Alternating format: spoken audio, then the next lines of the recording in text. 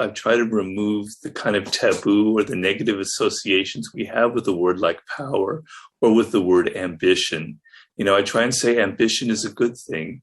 It means that you believe in yourself, you have some self-love, and you believe you're worth something, and you want to go out and achieve and create something worthwhile for other people. So ambition is a positive thing.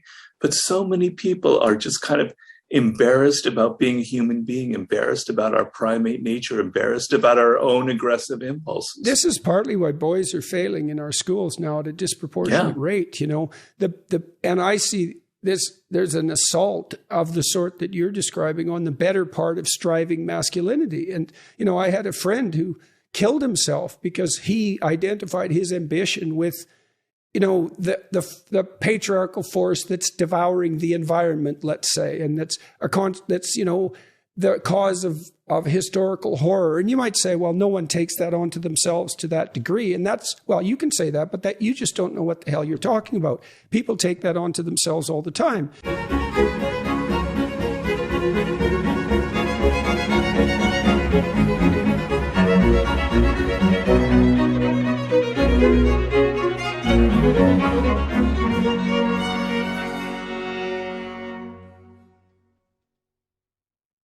Hi, everyone. I'm pleased today to have with me Mr. Robert Greene. Mr. Greene is the #1 New York Times best-selling author of a number of books: The 48 Laws of Power, 1998, The Art of Seduction, 2001, The 33 Strategies of War, 2007, The 50th Law, which he wrote with 50 Cent, the rapper, 2008, Mastery, 2012, The Laws of Human Nature, 2018, and The Daily Laws, this book right here. So he's an internationally renowned expert on power strategies, living in Los Angeles. Mr. Greene worked at an estimated 80 jobs, including magazine editor, construction worker, Hollywood movie writer, before becoming an author. The Sunday Times referred to his first book, The 48 Laws of Power, as the Hollywood backstabber's Bible, and it can be difficult to find people who acknowledge its influence because of its controversial nature. I was reading The Daily Laws before setting up this interview, and I'm going to read one. It's a set of meditations, 366 meditations on power, seduction, mastery, strategy, and human nature. And so here's the one for June 7th, and I think it's relatively representative of the book. June 7th, never impugn people's intelligence.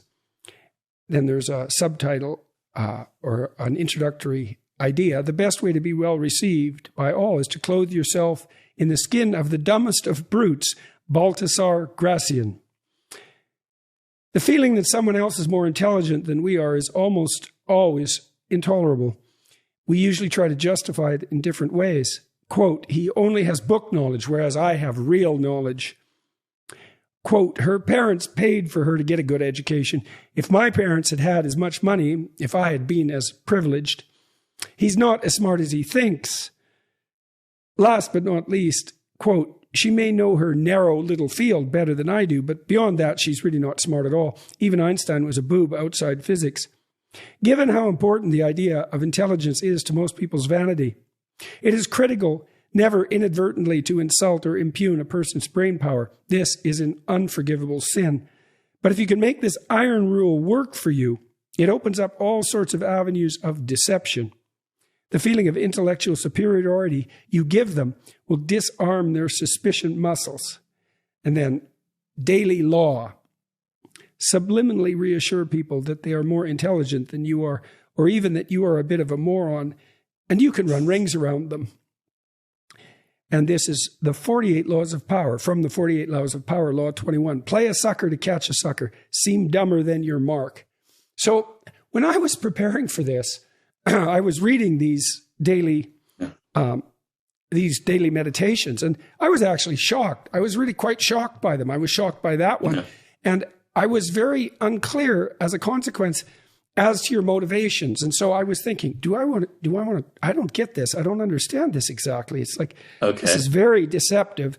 And then I talked to my team who like your books a lot, and my daughter who really liked interviewing you. And I thought, well, there's something going on here that I don't quite understand, which is certainly possible. And then I thought, well, this is maybe a shadow exploration, something like that. Yes. And then I thought, like, I was kind of a dimwit for not catching that earlier. But it is shocking. These are very manipulative laws, let's say. And so can you guide me through the rationale for producing material like that?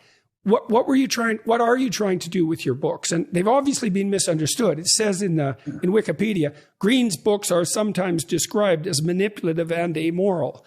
And so clear this up for me. Well, that it's a bit manipulative when people write that, because a great deal of the 48 laws of power, I'd say, maybe 2/3 of them are not manipulative, have nothing to do with deception. They have things to do with kind of common sense ideas about power, such as being generous with people, such as creating compelling spectacles, such as entering action with boldness and kind of how you present yourself, sort of things about your image and your appearance. But there are definitely some laws that are quite manipulative. And then my other books don't really go into things like that. So it is a bit of a distortion to write that. But where this comes from is basically, I have a particular idea of power. So maybe I should explain that a little bit. My idea of power, it's not about this kind of grand thing of political or war or something. It's on a very individual level. And the idea for me comes from Nietzsche and his idea of the will to power, which he explains as every organism has a desire to expand itself, has a desire for expansion. And so I think that for human beings, the desire that we have this innate propensity for wanting to expand beyond our limits. We want to feel like we have some degree of ability to influence other people, that we can control our own career and learn more and develop greater skills and have more kind of power and influence in our life. The feeling that I cannot have any power or influence over my children, my spouse, my colleagues, my boss, my career in general is deeply, deeply unsettling for the human animal and causes all kinds of attempts at what I call negative power, passive aggression, etc., setting yourself up as a victim, kind of leverage power in a negative way. And so the problem is, a lot of this comes from Machiavelli, who inspired a lot of the 48 laws. The problem is that we live in a world where this desire for some kind of power butts up against kind of codes of behavior that have gotten stricter and stricter and stricter, particularly in the 21st century, about what is acceptable, about what is politically correct. So we're supposed to appear to be these paragons of virtue, these paragons of fairness and democracy, etc. At the same time, we're all trying to angle for different degrees of power in our work, in our relationships, etc. And so because of that dynamic, we have to be extremely careful in this world. And I compare it to the courts of like Louis XIV, where all of the courtiers, if they're too overt in their power moves, the king will disapprove of them and will not banish them, but they'll be kind of excluded to the corner of the palace. And so the game was to be sort of indirect, to be polite and ingratiating. And if you had an enemy, to know how to kind of very quietly get rid of them. And so this is kind of where the 48 laws of power came out from. So you quoted me, I had like 80 different jobs, probably more like 60, 65. But I saw all kinds of very deceptive games being played continually in the various different jobs I had. And I worked in every conceivable field. And I didn't see any kind of honesty about this dynamic in the human world. And it really kind of irritated me. All the self-help books were sort of describing a world that I never saw existed. You know, I saw people being very political, having egos and having problems with their egos. And I didn't see any books like they're kind of describing what I had encountered every day. So law number one is never outshine the master. And the idea is that if you try too hard to impress your boss or the person above you, you're liable to make them feel insecure. You're going to trip on their ego and something bad will happen to you, right? And so this seemed like the fact that people have egos and operate with egos and you have to be careful with them seems very clear to me, but I didn't find books out there that were describing it. So I hope this kind of gives you an idea, a little bit of the context where the book came from. Well, so I can't remember who sent me this. I think it was Clay Routledge. Yeah, I think that's right. He just sent me a survey that this organization he works with has completed, stating that something like 40% of millennials don't feel they have any control over their life. Right. And so that is related to the first issue that you brought up. And you obviously consider that problematic. And you said that, well, it's good for us to have some control over our destinies and also to feel that that's a possibility, to see it at least as a goal. Yes. And that if we feel consciously thwarted in that goal or believe that it's impossible, that doesn't mean we're going to give up our striving. It means it's going to go underground, and then it's going to manifest itself in all sorts of deceptive ways.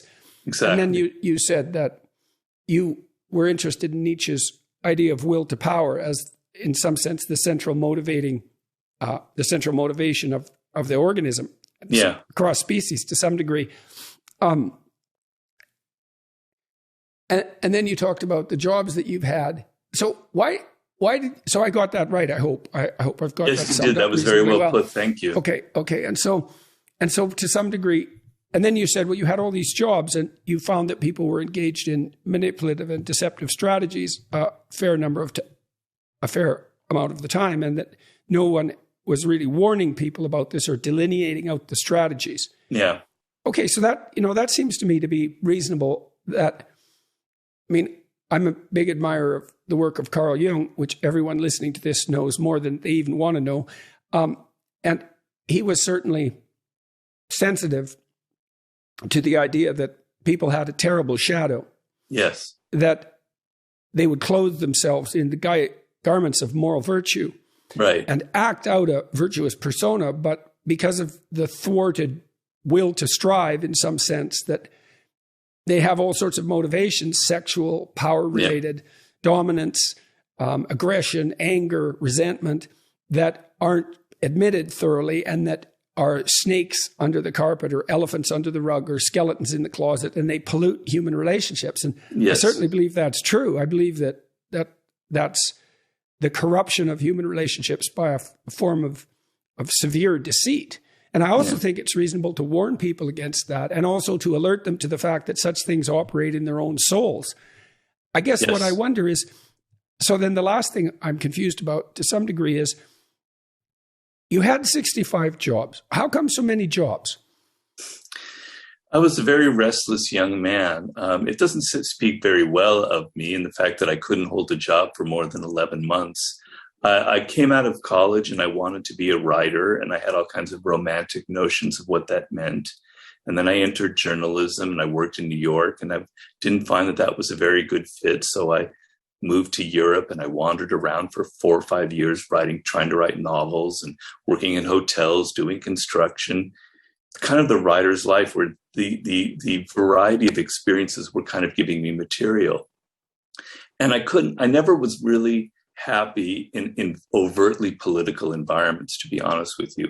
I'm kind of a born entrepreneur. I like working for myself. I didn't like a lot of the games that were being played, and I'm not very good at them. I mean, I've gotten better at it, but a lot of the things that I write about in the 48 Laws of Power, such as never outshine the master, are things that I did poorly, I did wrong, and I suffered for them. So I understand the pain that a lot of people have in the work world, which is sort of hard for a lot of other people who don't have that kind of experience to understand how deeply frustrating it can be when you have a job that you're not satisfied with. And so I was someone who was very restless, and I never felt comfortable in any of the different jobs I had. And I was also trying to broaden my experience. Okay, so I had a lot of jobs when I was a kid. I worked as in a garage pumping gas. I worked as a dishwasher for years. I was a short order cook. I re-tipped drill bits. I worked as a beekeeper. I had a lot of, I worked in a plywood mill, running plywood pieces through a huge dryer. We used to try to light the thing on fire. It was like a block long, this dryer, fired by natural gas. And if you worked really hard, you could stuff it so full it would get crammed up in the middle, and then it would light on fire, and all the fire sprinklers would kick in, and then the whole building, which was like a block square, would fill up with steam. It was God. So anyways, I worked in a lot of jobs, and so, but I didn't. So this is something that's worth getting clear. I liked the jobs a lot, almost all of them, not all of them, but almost all of them. I got along with the people that I was working with. I didn't have the same, exactly the same experience that you're describing. And you said that you had a harder time. I don't know exactly. Was it fitting in? You didn't like the overt political elements too. And like when I worked in restaurants, I didn't really experience that, like I got along with the guys that I was working with. There was a lot of joking around. And it's not like I like political maneuvering. When I got into university and saw people in bureaucracies, particular, maneuvering politically to attain dominance, I find it absolutely appalling, that underground power struggle. But it sounds like you had a harder time maybe than I did adapting, and that that became a conscious puzzle for you. Is that a reasonable way of thinking about it? I think so. It made me think about myself, like maybe I'm doing something wrong. The natural reaction in these situations where things, it wasn't that I hated all of my jobs. Some of them were fun, so I don't want to give the wrong impression.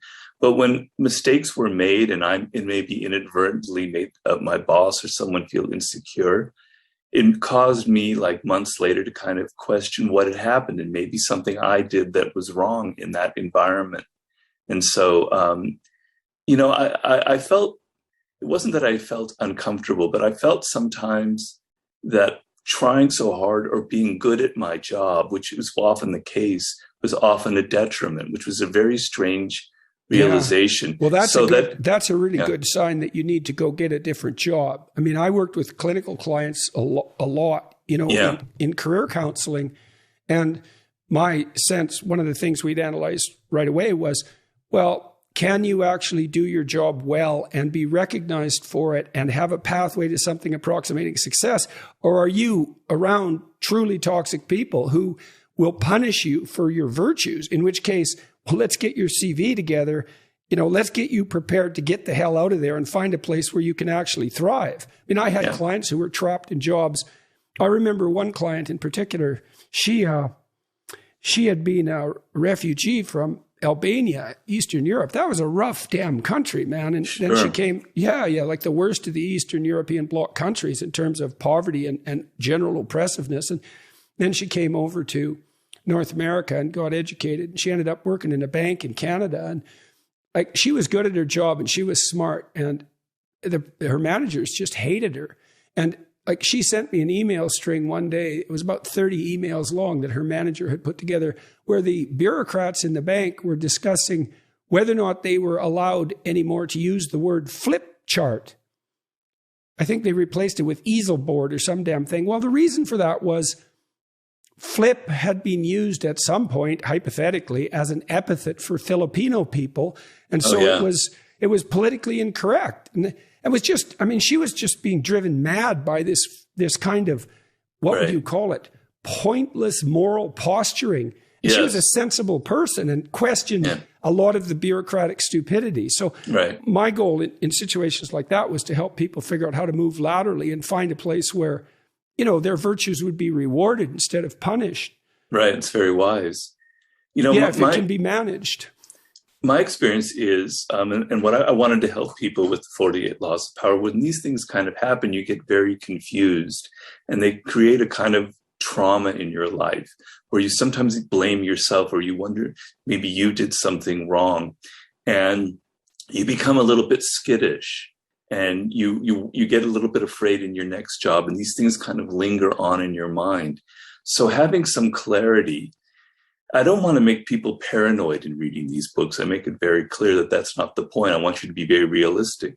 But the idea that you could have some clarity that maybe what really happened is that I inadvertently triggered the insecurities of this boss, Or maybe there are these strict kind of moral puritanical codes in place and I somehow violated them. It's not my fault. That kind of clarity can be very, very empowering, I find, in that.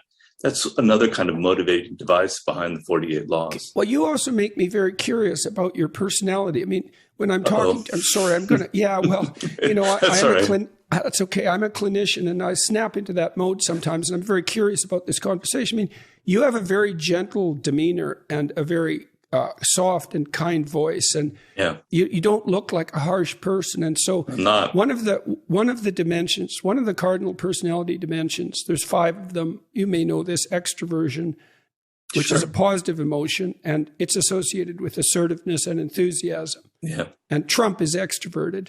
Definitely. Negative emotion, that's neuroticism, and that's the whole panoply of negative emotions. They all clump together, and people differ in their sensitivity to them. Agreeableness, that's compassion and politeness on the high end, and more like bluntness and competitiveness on the other end. And conscientiousness and openness, which is creativity. You're obviously high in openness. You're entrepreneurial, you're a writer, you're interested in ideas, you're obviously creative. But you strike me as someone who's very high in agreeableness, compassion. That's compassion and politeness. Is that a reasonable I think that's fair. I think that's fairly spot on. I couldn't have thought. Yeah, I agree with you on that. Certainly. Okay. So I mean, people are a little more complex than that. I do have other sides to myself. I do have a shadow side that can be very aggressive and I'm very competitive. So I think on the surface, I have that kind of agreeable personality for various reasons. But yes. Would you describe yourself as compassionate? Empathetic, very much so. Yeah. Okay. So here's what I'm wondering. To a fault, probably. Okay. So I'm very curious about that, because one of the disadvantages of being high in agreeableness is that you're more likely to be a target for disagreeable types. Certainly. And this is a really important notion. So I was talking yesterday, who was it with? I can't remember, but we were talking about, oh yes, it was Andy. No, we were talking about the establishment of this, utopian community in the middle of Seattle. The mayor described it and said, well, maybe it'll be the summer of love, which is extremely naive thing to think, especially because the summer of love blew up. And that's sort of a celebration of agreeable virtues. And so agreeable people are very generous and kind, and they're not backstabbing, and they're empathetic, and they're self-sacrificing. But there have been computer simulations, very sophisticated computer simulations by evolutionary biologists of what happens if you get agreeable people together. So imagine you have a population of people and all of them are agreeable. And so they're cooperating away. It's all very kind and nice. But if you put one person in there who has psychopathic traits, he just takes over everything. Yeah. And so the agreeable people always have the problem of how do you handle free riders, cheaters, and psychopaths? Right. And, you might be utopian and say, well, those people just don't exist and they shouldn't exist and we shouldn't structure our societies that way. But that ain't going to cut it, because psychopaths are always 3% of the population. They vary between 1 and 5. And so if you're so is it possible? I don't want to push this interpretation beyond its reasonable limits, but I'm wondering, you're open and creative and entrepreneurial, and so that's not going to suit you for managerial or bureaucratic jobs. No. You don't have the temperament for that. No. And then you're agreeable. And so is it possible that you encountered more of that bullying behavior, or like a disproportionate amount of that bullying behavior and so forth in the jobs that you had? Is that... I think that's very possible. And yes, and I'm also very sensitive. So I'm kind of, react a little bit more than most other people might react. But the odd thing is that the book came out in 1998 and it has resonated with lots and lots of readers. I've sold millions of copies of the book. And so I think a lot of people share the trait that I have. Oh, there's no doubt about it. It's not uncommon what I'm talking about at all. I mean, the great manipulators in the world, the 3% that you talk about, and I think that's about the right number, they don't need this kind of book because they're born that way, or they're not born that way, but they learned at the age of 3 or 4 or 5 how to begin to manipulate, and their whole personality was kind of formed over these sort of tactics. They don't need a book like that. What seems to happen there, we studied that, if you take 2-year-olds and you group them together, 2-year-olds, by the way, grouped together, are the most violent of human beings Oh, in definitely. age-matched groups. Okay, so Yes. among 2-year-olds, there's a proportion of them who will spontaneously kick, fight, hit, bite, and steal. Yeah. Okay, they're almost all males, and it's Yeah. about 5% of the males. Now, most of them, this goes to nature versus nurture, say, most of them get socialized out of that by the time Yes. they're 4. Now, they Yeah. would be more disagreeable boys. So they're not empathic and compassionate, polite by temperament, but they can Yeah. still be socialized. But a proportion of them don't get socialized. Right. And they tend to be life course antisocial types. Yeah, I think Melanie Klein, she looked at infants like that of that age, and she said that there was something called the greedy baby. And the greedy baby was like sucking the mother's breast so hard, it could never get enough milk. It was just so greedy for more and more. And she saw that as the child got older, that kind of greediness and that kind of selfish behavior only got worse and worse and worse. And she would like try and see if you could track that to someone who became older. It was a type, and she ended up thinking that there was maybe a genetic component to this. Yeah, well, there is a genetic component too, because that sort of proclivity runs in families. And also there's a genetic underpinning to variation in agreeableness. Now, if you have a tough kid like that, and you're very agreeable, the kid can run roughshod over you. It's very difficult for you to do the socialization. And so, like one of the problems that women face with men. So men are reliably less agreeable than women. That's cross-culturally. And it's true. It's even more true in egalitarian societies. And so women have to be agreeable because I think primarily because they have to take care of infants. And that's an extremely self-sacrificing occupation, especially when they're under 9 months. But with men, they have to select men who are agreeable enough to be generous and kind and share. But they have to be disagreeable enough to keep the real psychopaths and the manipulators at bay. And so it's a chronic problem for the human race. Okay, so you're doing all these jobs and you're seeing the politicking and it's not going well for you. And you decide to analyze the behavior of the people that are acting in these underground oppressive ways. And you're definitely going to see that if you're being pushed around a lot, And so you decided to make that an object of study. Yeah. It's not so much that I was pushed around. Some of it was also just observing how other people were being treated. I have this idea that I talk about in the book that, people will always wear the mask of being agreeable and friendly. Even the most psychotic boss will always know how to be somewhat charming and present themselves. But you look at how they treat other people when you're not observing them behind closed doors, and that's when some of their ugly behavior will come out. They kind of hide it very well from the public. So a lot of it was observing how other people were mistreated. And so when I worked in Hollywood, in some industries, I have to say some industries are a lot worse than others. So when you're working at that factory job that you're mentioning, people will tend to be kind of united around a single purpose. There won't be much politicking going on. Yeah, in an environment where Hollywood, so much of it is money and ego, etc. The level and the desire for fame, and that's going to attract a disproportionate number. So it's the people that are more likely to be the way that you describe are high in extroversion, especially assertiveness, and they're low in agreeableness. That's kind of the personality disorder axis: high in extroverted assertiveness and low in agreeableness, especially compassion. And then if you add unconscientiousness to that, you got someone who's bordering on psychopathic. Right. And they could still be high in openness. They could still be creative and intelligent, but they'd be manipulative as hell and callous. Yeah. And I would say another thing I was going to ask you is, because you worked in Hollywood, and that is a place that invites people who want to make a display of themselves, let's say, and there's some utility in that, right? We want people to be actors. We want them to be enthusiastic and entertaining. Yes. But it's so. Is it possible that a lot of this you saw was a consequence of the form of industry that you were involved in, especially in Hollywood? Well, definitely. But after the book came out, my first book, The 48 Laws, it became hugely popular in the hip hop world among musicians, which is why I ended up doing a book with 50 Cent. And I found out that the music industry was even worse than Hollywood. And then I was in Washington for a book tour. for the 48 Laws, and this woman came running up to me who worked at Voice of America, and she was saying, "You have no idea how the 48 Laws of Power exactly describe the environment I'm in." And then I was at a conference with people who were in nonprofits in San Diego. And this woman was saying, "Boy, you describe the nonprofit work politically. It is so perfectly. It is so political. It's so much about ego." So it's horrible that that's true of the nonprofit world, Well, I mean, that might have to do with that moral posturing, eh?